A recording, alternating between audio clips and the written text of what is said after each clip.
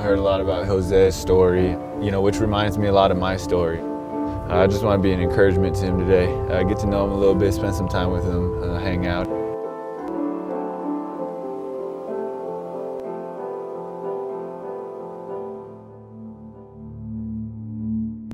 Él siempre fue un niño atrevido. Yo sabía que él iba a ser un niño especial, pero él buscaba un papá. A él lo afectó demasiado.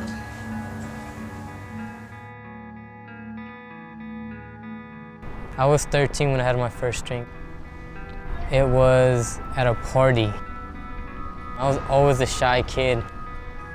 And it gave me the courage to actually, talk to girls. I liked that confidence, and so I wanted more of it. That's when I started getting hooked onto it. When I think about him, I get emotional because right outside his door, homelessness, drugs, in his face, offered to him. I see him on the corner. I've seen him, make the wrong choices. December 8th, 2010, it started off as a normal day. We went to a party, we brought alcohol, they brought weed. Never had I mixed drugs with alcohol. But at the moment, I didn't care. When I got drunk, I messed up. And when the party ended, I remember walking outside. As soon as I opened the door, everything slowed down. Every time I would close my eyes, I saw a bright light. I was slowly giving into it.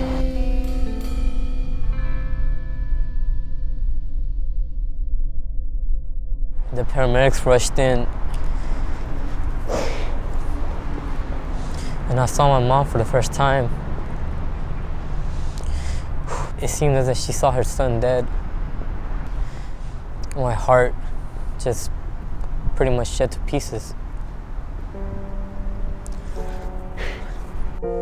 Eso fue muy fuerte para mí porque yo no me imaginaba todo eso.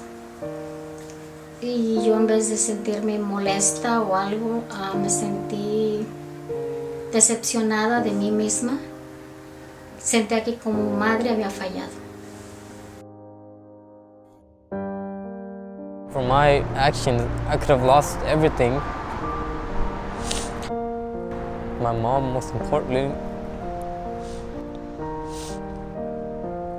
And right there was when it hit me that I was going the wrong way.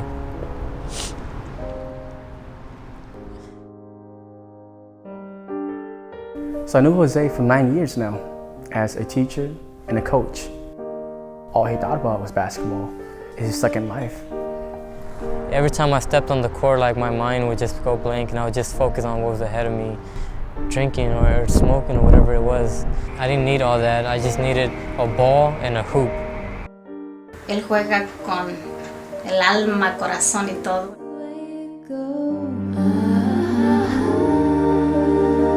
And I would, in many cases, I would consider myself an underdog. I'm not a big guy. I don't bring a big presence to the court.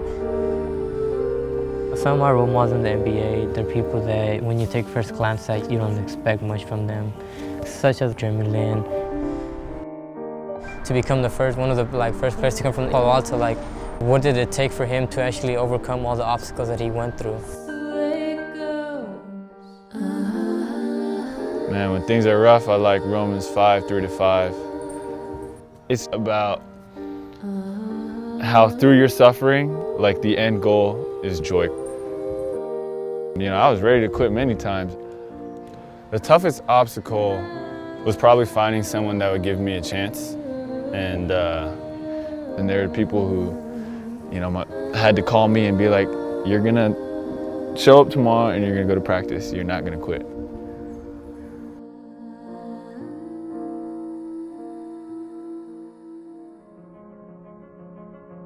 I heard a lot about Jose's story. I just want to be an encouragement to him today. Get to know him a little bit, spend some time with him, hang out.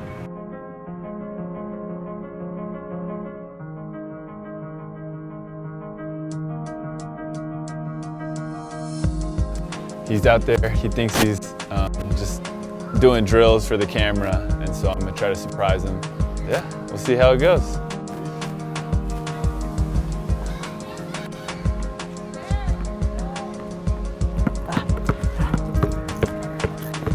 Jose. Yeah. I was like trying not to jump around and, you know, seem like a little kid, but I wanted to. But, you know, I was trying to keep my cool, but it was hard. Man, there's so much for me to take in right now. I was not expecting this, you know, seeing you play and then now I get to meet you in person. Oh, no worries. It's mind-blowing. We're all in it together. So. Life-changing for me. But yeah, I want to see what you got. I'm gonna play you one-on-one. Oh, play me one-on-one? Yeah. Okay. We'll get right to it then, huh? Yeah. Because he's been through what he's been through, he has a solid foundation and understands a lot more than a typical 18-year-old might. You can hear it in his voice, you can see it, you can see it in his smile, and he talks a lot about his joy. The neat thing about it is if he didn't go through, the addiction and the drugs and the alcohol, I think his perception or his understanding of joy would be different.